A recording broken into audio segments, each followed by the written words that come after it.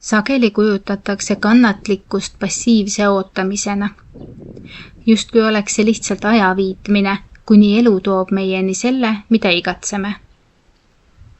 Kuid tõeline kannatlikkus ei ole üksnes ajafaktori talumine. See on midagi sügavamat. See on usaldus.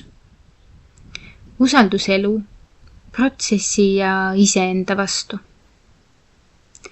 Kannatlikkus tähendab, et lubame asjadel areneda omas tempos, ilma et peaksime pidevalt sekkuma või tulemusi jõuga tagant kiirustama. Kui ootame midagi, näiteks uut tööd, armastust, tervenemist või loomingulist inspiratsiooni, võime kergesti sattuda rahutusse. Me tahame vastuseid, garantiisid ja tulemusi kohe. Aga elu ei toimi alati sirgjooneliselt ega kiiresti. Vahel on vaja lubada asjadel küpseda. Ja just siin tuleb mängu kannatlikkus kui usaldus. Ma ei tea, millal või kuidas see juhtub, aga ma usaldan, et see toimub mulle õigel ajal ja õigel viisil. Kannatlikkus ei tähenda tegevusetust. See ei ole loobumine ega leppimine. Pigem on see teadlik tegutsemine kooskõlas usaldusega.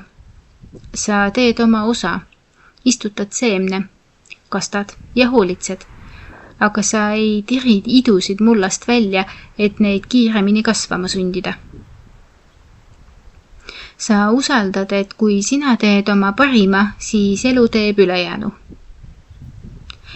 Usaldusel põhinev kannatlikkus on sisemine rahu ka siis, kui väline maailm ei vasta veel sinu ootustele.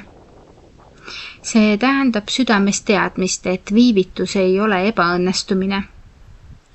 Sageli ei tule asjad viivitusega mitte karistusena, vaid kingitusena. Sulle antakse aega valmistuda, kasvada ja laieneda, et oleksid valmis selleks, mis tuleb.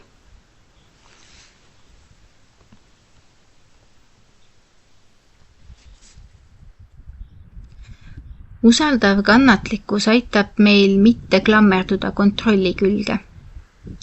Inimesena on loomulik tahta kindlust, kuid elu voolab sageli oma rada. Kui me laseme lahti kontrolli vajadusest ja asendame selle usaldusega, tunneme end vabamana. See annab meile ruumi märgata ka väikeseid märke, juhuslikke kohtumisi ja sisetundes osinaid, mis juhatavad meid samm-sammult edasi. Võib-olla pole kannatlikkus midagi, mida tuleb ära õppida, vaid midagi, mida tuleb meeles pidada. Me kõik oleme mingil eluhetkel kogenud, kuidas ootamine muutus sisemiseks usalduseks. Olgu selleks siis sünnitus, loominguline projekt või sügav sisemine muutus. Me ei kontrollinud protsessi, aga olime kohal.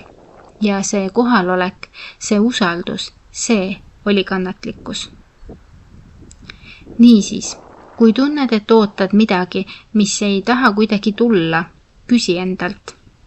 Kas ma lihtsalt ootan või ma usaldan? Võib-olla pole küsimus mitte selles, millal miski juhtub, vaid selles, kuidas sina selles ootuses kohal oled. Kannatlikkus pole lihtsalt aja viitmine. See on julgus öelda, ma usun, et kõik laheneb, isegi kui ma veel ei tea, kuidas. Aitäh ja peatse kuulmiseni!